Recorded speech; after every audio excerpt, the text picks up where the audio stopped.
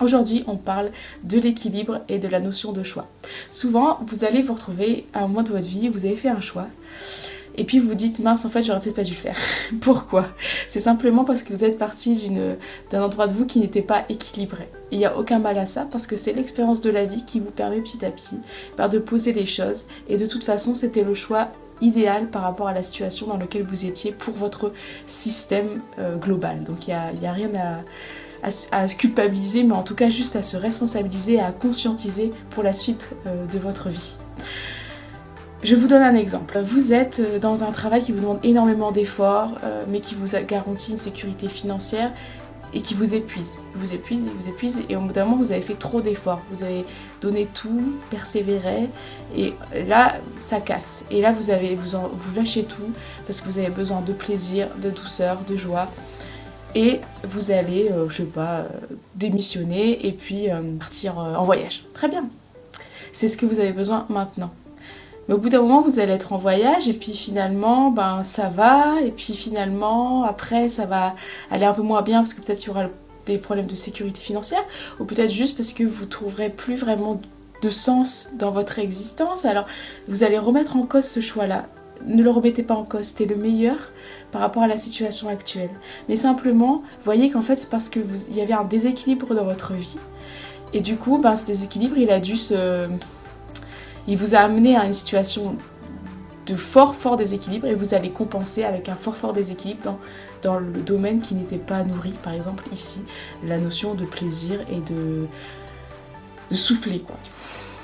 De liberté, de tranquillité. Donc moi, ce que je vous invite à faire, c'est juste d'en prendre connaissance et de voir là où vous en êtes dans votre vie. Et de petit à petit, parce que pour moi, c'est vraiment un chemin et quelque chose qui se crée dans le temps. Donc laissez-vous le temps et laissez-vous la possibilité de changer, de rechanger, parce que c'est ça aussi le mouvement de la vie, et c'est une grande sagesse de réussir à équilibrer dans le déséquilibre, parce que le monde est un mouvement perpétuel. Mais je vous invite vraiment à équilibrer et à poser des choix petit à petit pour 4 domaines. Là, je reprends les 4 domaines de l'ikigai, parce qu'en ce moment, je lis pas mal sur ça, mais ça pourrait être autrement. Mais voilà, je vous le fais comme ça, parce qu'en ce moment, mes références dans ma tête sont là. Donc, il y a le domaine ce que vous aimez, ce qui vous fait plaisir. Il y a le domaine de ce que le monde a besoin, c'est-à-dire ce qui fait du sens pour vous. Il y a le domaine des compétences, donc de ce en quoi vous avez un talent, vous savez bien faire, ce que vous avez appris à faire, ce dans quoi vous êtes bon. Et puis après, il y a le domaine de ce pourquoi vous pouvez être payé. 4 domaines. L'idéal, c'est de trouver une vie où vous pouvez remplir ces 4 domaines de façon équilibrée. C'est-à-dire idéalement, avoir quelque chose qui vous, à la fois est une profession et à la fois vous donne du plaisir, a du sens et met en place des talents que vous avez. Voilà, ça c'est waouh. Ça c'est la sagesse de l'équilibre. Mais en attendant, ce que vous pouvez faire, c'est voir là où il y a des équilibres et des déséquilibres, et comprendre que des fois vous allez avoir besoin de faire une grosse pause parce que peut-être vous avez fait beaucoup d'efforts. Donc vous êtes beaucoup dans le domaine de la sécurité financière et dans le fait de faire un effort pour avoir de l'argent. Voilà, disons les choses clairement. Et donc, mais à un moment, ça va être trop dur parce que le domaine du plaisir n'a pas été du tout mis en avant. Ou alors, vous allez compenser en faisant très plaisir le week-end. Il n'y a pas de problème à ça. Vous voyez juste comment vous fonctionnez. Ça va vous permettre de poser des choix de plus en plus conscients dans votre vie. Et de faire des aménagements petit à petit, ou des gros aménagements si vous préférez faire les choses en grand. Mais vous faites comme vous voulez, mais en ayant conscience de ça. Donc, voyez si le domaine du plaisir est nourri. Vous voyez, c'est le domaine du talent, parce qu'on a des talents, des compétences. Est-ce que vous les mettez en place parce que ça fait plaisir quand on arrive bien à faire un truc? Certes, c'est chouette de faire un dessin pour faire un dessin, mais quand on est talentueux et que finalement on est content de son domaine, ça fait plaisir aussi. Ne se mentons pas, arrêtons de se mentir sur notre façon de fonctionner et le fait que malheureusement ou heureusement, je n'en sais rien, mais on a quand même des mécanismes de jugement en soi et qu'il faut les prendre en compte pour notre bien-être, même si on essaye d'évoluer vers le moins de jugement possible. Mais bon, voilà. Toujours un équilibre entre les différentes polarités, ne pas ni être dans le tout, ni être dans le rien. Bon, donc le plaisir, la compétence, le besoin de sens et puis le besoin d'avoir une sécurité. matérielle, financière, etc. et d'être payé.